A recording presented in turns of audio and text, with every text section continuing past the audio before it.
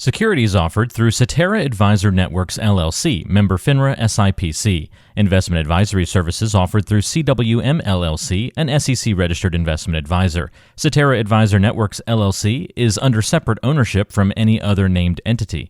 Carson Partners, a division of CWM, LLC, is a nationwide partnership of advisors. This is The Way to Wealth, with host Scott Ford, a jiu-jitsu fighting, woodworking, beekeeping entrepreneur who is also the managing director, partner, and wealth advisor of Carson Wealth. Financial freedom is the goal, and clarity and simplicity is how we'll get there. Let's get to it. This is Way to Wealth. Hello, and welcome back to the Way to Wealth podcast, where we're all about making money simple so that you have the ability to focus on living what's most important in your life today to its fullest. So excited today, first of all, to do a podcast with a longtime friend of mine, John Saunders, and let him share his backstory. And we're going to be talking about taxes. And I've known John, gosh, I got to remember this is childhood stuff going the whole way back to school. And and then of course have been together working for, I guess, well over 20 years. So we've known each other a long time. So if either one of us get a little uncomfortable, we always have some dirt we could throw up and just keep it real. So anyway, that's the pros and cons when you know someone that long.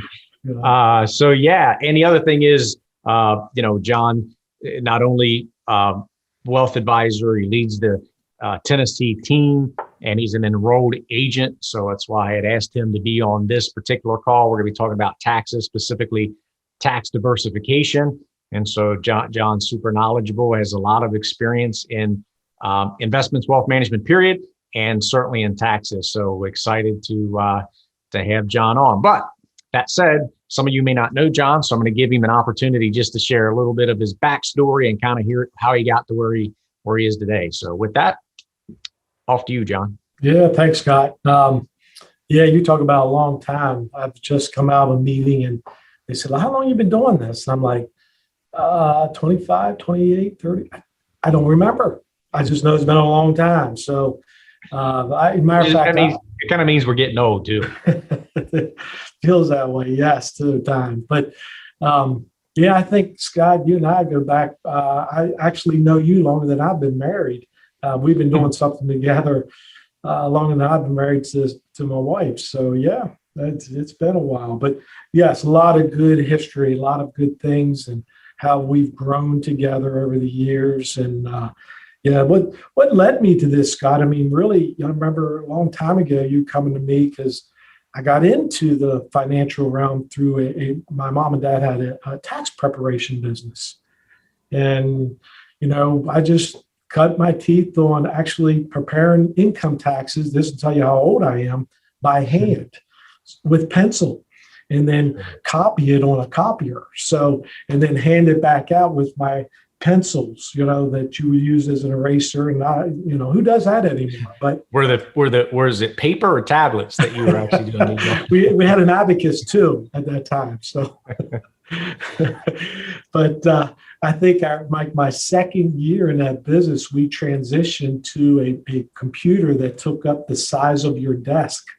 Matter of fact, between the computer and the fax machine was on one desk because it was so big.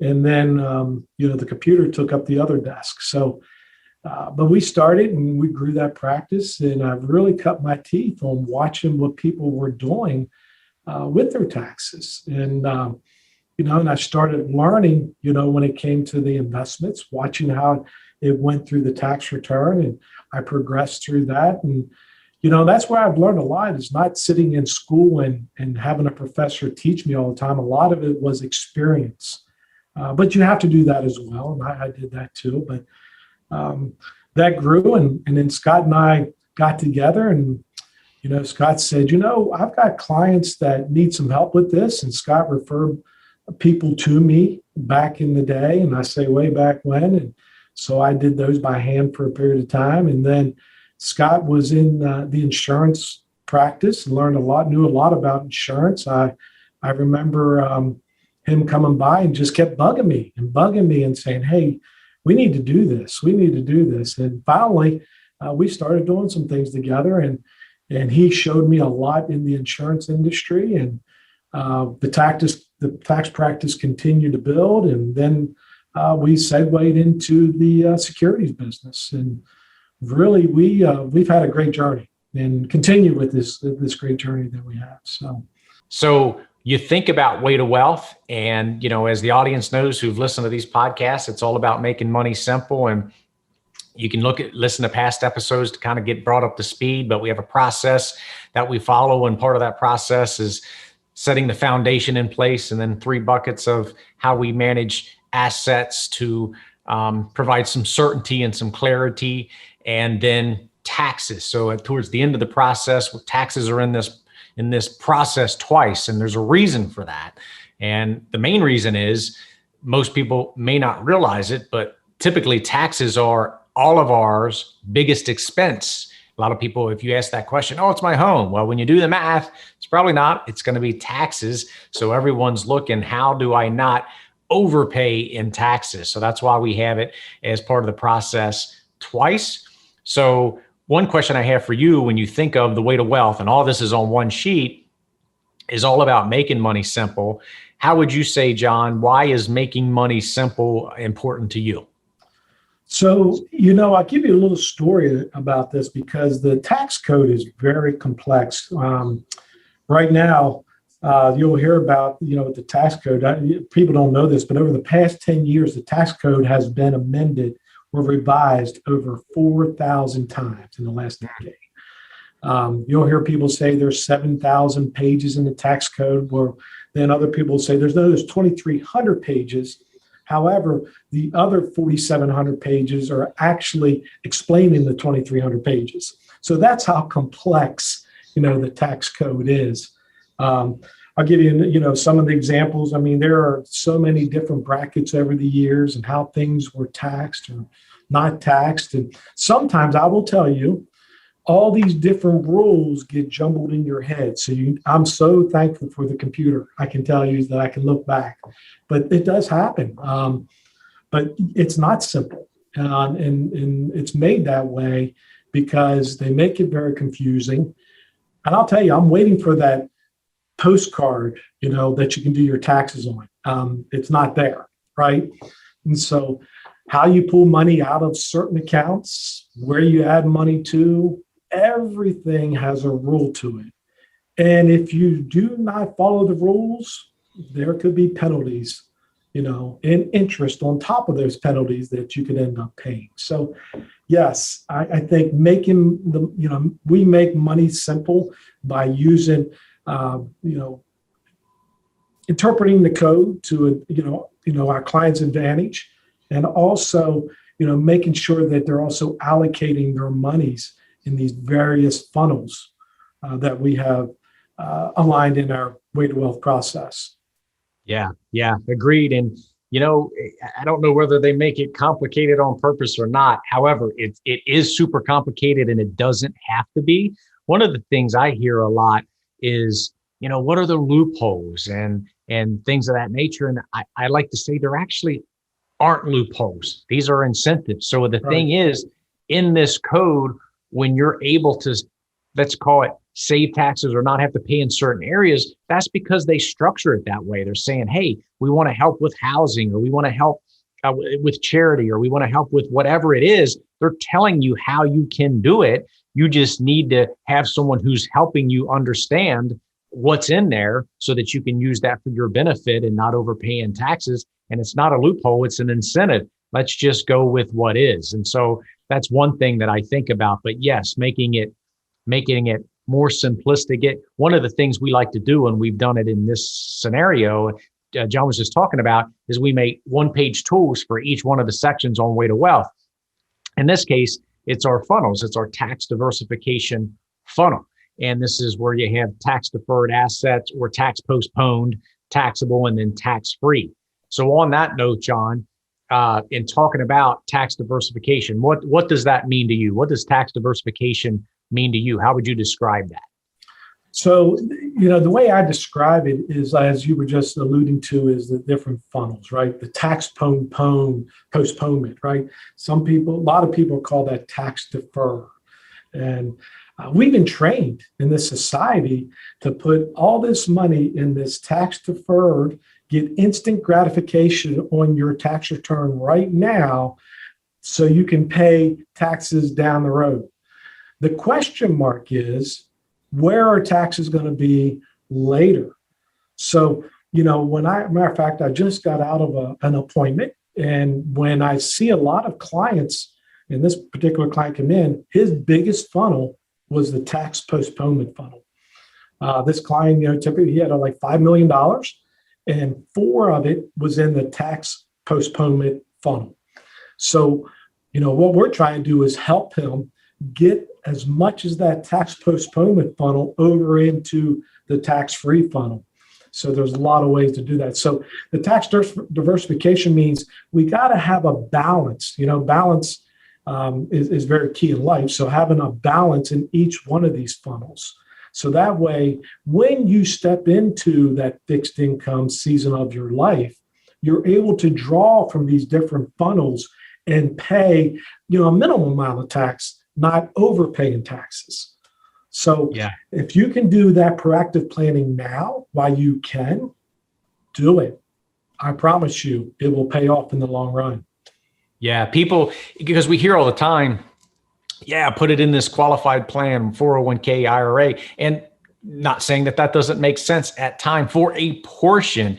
That said, to your point of what you just saw in this meeting, we see it all the time, and we've seen it for the last several decades, that ends up being the largest asset because we're conditioned to do that. Yeah. And there's just a couple of things to think about when you consider that. First of all, who made those rules, 401ks, IRAs, et cetera? Well, the federal government. Well, a couple of things to think about there. When was the federal government and the IRS instituted? Well, it was 1913. And look at what taxes were then versus where they are now. And I know we'll talk about that.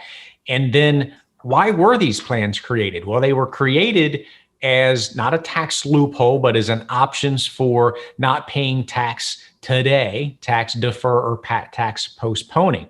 Well, again, who made those rules? It's the same people who are creating taxation. It's the IRS. Okay. So my point is, doesn't it make you just a little suspicious that they're creating a solution for the problem that they've implemented or have created?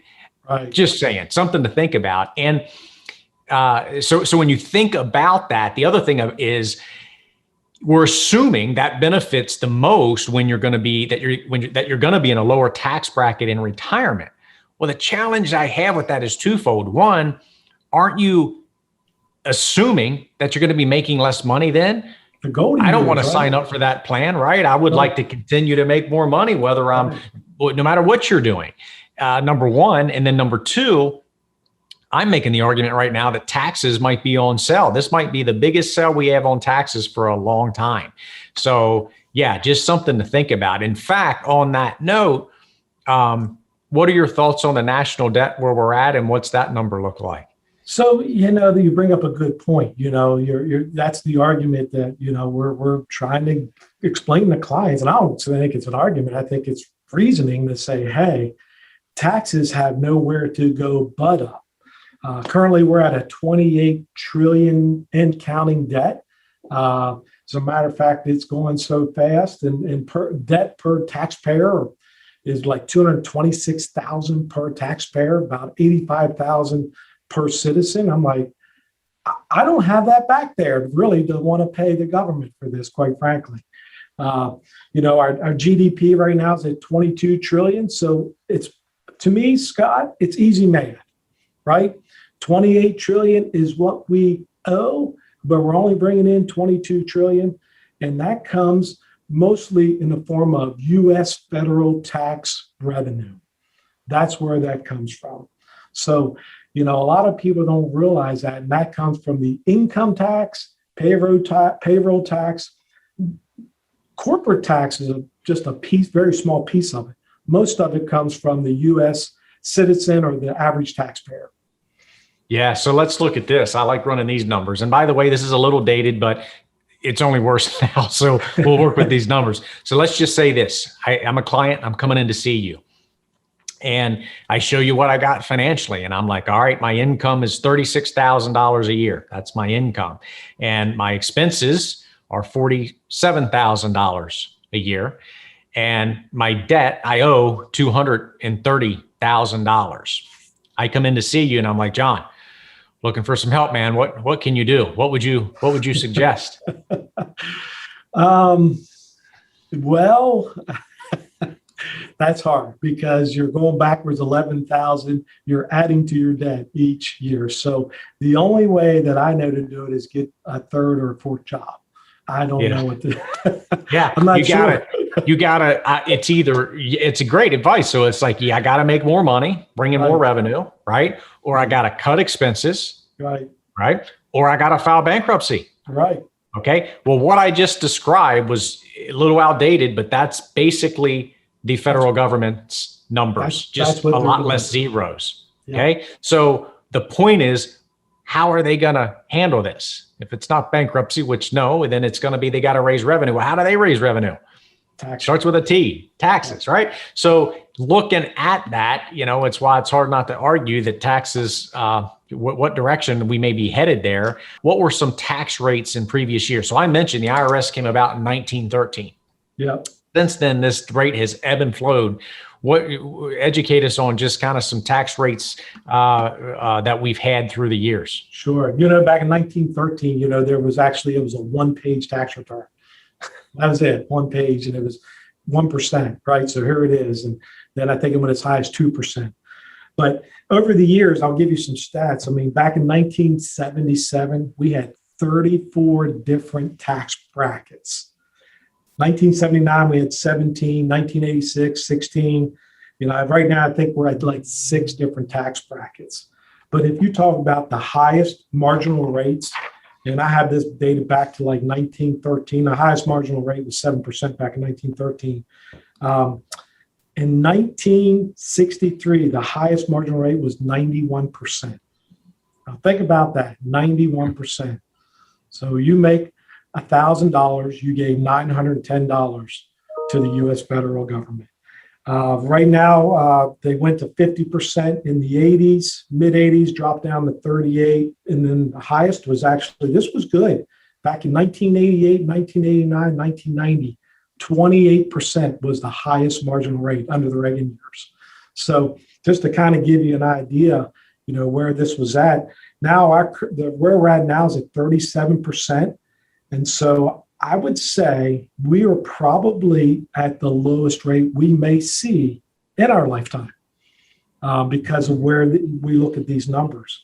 Yeah, interesting. And so that's why I'll make the argument at times where it feels like taxes could be on sale. And I think it's easy to make that argument. In fact, you're familiar with David Walker. He actually has a new book out, but his one before was called Come Back America. And in it, had several quotes. One was that was in 2010. One was, if significant fiscal reforms are not enacted in the U.S., interest rates on the national debt will rise and federal taxes could easily double from current levels by 2030.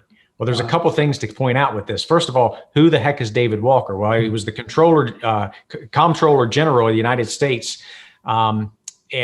for several, Bush, I think Clinton, I think Reagan through the years, right? So he was basically the CPA of this country. This is who's saying that. So it's not me saying it.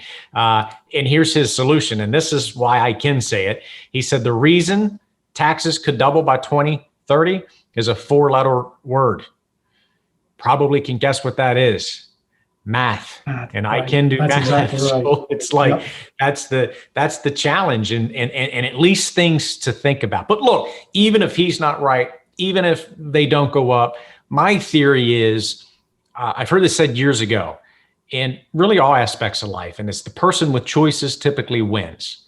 So that's my thought process of why I personally like diversifying my family's accounts in taxes, because it gives me options. So when guiding and counseling others, I just think it makes sense to diversify. So where we see the big pot of money in this tax postponed bucket, some in taxable, very little in tax-free, I just think it makes sense to have options. So if they don't go up, okay, you got options. If they do, hey, even better, you got options. And here's the thing. we like looking at it from left to right, and you'll notice this in the way to wealth process. Tax deferred or postponed first, then taxable, then tax free. That's on purpose, because as you go from left to right, you'll remember us saying this in the past and continue saying this, that pretty much the whole game is about cash flow and control. So what's giving us more cash flow? What's giving us more control? Well, from tax deferred to taxable to tax free, as you go left to right, you're gaining more control. So should you have it all in tax free? I don't think you should, because now you're going to lose some deduction opportunities by having some taxable things. So with that in mind, what are your thoughts on that? And what are some examples of tax deferred, tax postponed, taxable, and tax free? Sure. Yep. So no, I totally agree everything you're saying, Scott, and we practice that, and that's the balance, right? Because there are times we have to swing that pendulum to where we're deferring it for a period of time, and then there are other times we're swinging that pendulum over, like tax free is the way to play this game. But yeah, when you talk about different examples of taxable accounts, I mean, that would be like your brokerage accounts, your savings accounts, your checking accounts, anything that as it earns, you pay tax on it as you go along. Nothing wrong with that. But, having all your money there, what happens is you could be paying taxes at higher rates under, where we're at currently. And it actually has a ripple effect on other items on your tax return.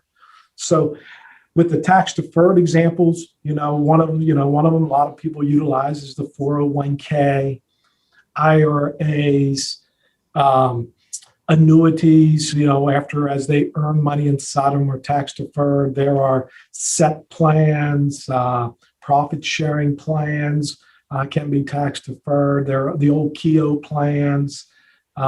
Basically what it is, the money goes in, you get a tax deduction, either you was pre-taxed or they gave you a deduction on your tax return.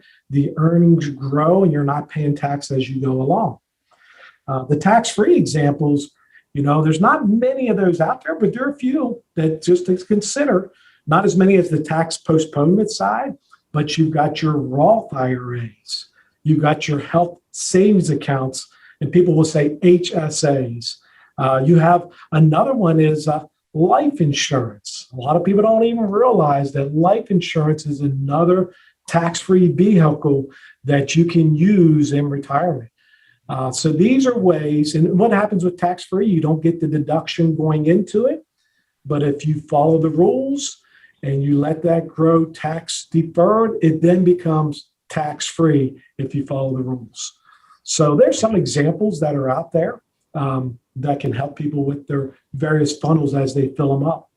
Yeah, for sure. And I think what people miss at times is we talk about efficiency through this process. And the reason that we talk about efficiency so much is back to cash flow and control. And what I mean by efficiency is just that you may be overpaying in insurance. If you're overpaying in taxes, if you're overpaying in these various areas, you're losing control of that money now forever. So if you wrote a check for $10,000 to the IRS or the government, that money's gone forever. So you're not only losing it this year, but you're losing the potential for that to compound for years to come. So it's in various other assets. So it's called opportunity cost. Absolutely. What I think people miss is the compound interest that is accumulating taxes. And this is what I mean. I don't have this chart in front of me, so I'll just give you rough numbers. But there's a chart of a penny doubling every day. Mm-hmm. And I think it's worth $1 million by day 30. Not bad. It's amazing. It's the power of compounding and just continuing to grow. Yet, when you factor taxes in there, I think it's cut almost in half. Okay, I can get these exact numbers. I have this illustration. The point is, it's the power of that compound tax that you're paying year after year after year. It becomes a very big number. So, yes, taxes are our biggest expense historically. And it's a drastic effect over someone's lifetime. So critically important to use the code that they make. There's the difference between tax avoidance and tax evasion, I think, is 30 years, they say, right? So we're not talking evasion, we're talking avoidance, and we're just going with the rules that are in place. So critically important. Any other thoughts to add on that, John? Well, Scott, I meet with a lot of clients, and they come in, and like you said, their biggest asset would be the IRA or the 401k. And then I sit there and I tell them, I was like, your 401k is $2 million, but that's not your $2 million. You only have $1.4 million. 600,000 of that is Uncle Sam. When they see that and I show them that, they're like, I never really realized that. And that's amazing. They do, but they don't. So they put all this money into this deferred plan. I'm not saying that's wrong. There's nothing wrong with that. It's the balance of it. But the thing of it is, they are creating a tax time bomb is what they're doing down the road. And so that's why we try to educate clients. It's very important, have control of your money, not let the government tell you and dictate what you're going to do with your money. That's so important. Yeah, no, that's a great point, and experience the same thing. You see the account balance, and naturally it's your money, and that's right, I'm in partnership with the government. That's not actually all my money. So it is what it is, just something to be aware of, and then diversify so that, again, the person with options wins. So we'll put links in here. One, we'll put a link for the tax funnels that we use. It's part of the Way to Wealth process so that you have access to it as you're listening. I also put a link to the numbers I was talking about as far as the doubling of the penny in 30 days and what the effect taxes have, because it's a powerful number. We'll share that in the link as well. John, thanks for joining and sharing and contributing with your knowledge in the tax space. And look, the Way to Wealth, it's all about making money simple. It's giving you the freedom to really focus on what's most important in your life now, NOW, which it's not all about the future. Let's live the day as well. So thanks for joining, and we'll see you soon. For a comprehensive review of your personal situation, always consult with a tax or legal advisor. Neither Cetera Advisor Networks, LLC, nor any of its representatives may give legal or tax advice. The opinions voiced in Way to Wealth with Scott Ford, Managing Director, Partner, and Wealth Advisor of Carson Wealth, are for general information only and are not intended to provide specific advice or recommendations for any individual. Past performance is no guarantee of future results. All indices are unmanaged and may not be invested into directly.